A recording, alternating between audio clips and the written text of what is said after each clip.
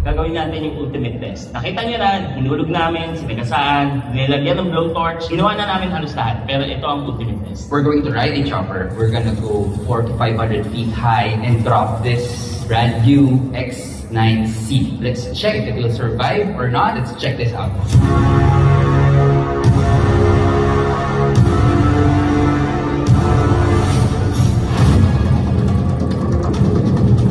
Ladies and gentlemen, this is your pilot speaking. We are now hovering at about 500.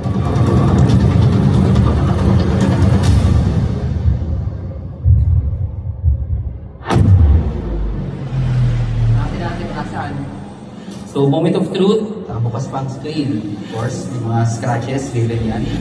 Kumay, this phone on our X9C survived the ultimate challenge.